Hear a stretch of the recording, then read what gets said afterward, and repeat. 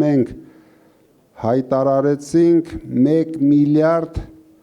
արտաքին ներդրում միայն туриզմի զարգացման համար։ Իսկ քանի որ Գյումրին մեզ համար լինելու է առաջնահերթություն, որովհետև դուք չունեք բնական ուրիշ պայմաններ, բայց մենք ունենք Գյումրիում շատ հետաքրքիր սիրուն քաղաք, որ դեռ սովետական տարիներից մնացել է մեզ, մենք դա զարգացնելու ենք անպայման։ Այդ սիրուն կենտրոնի կողքերը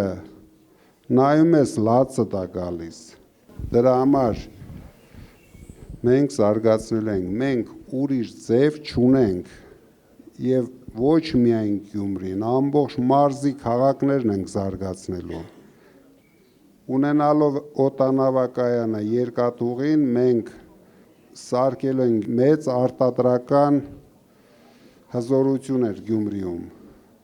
նույն էլ մարզում։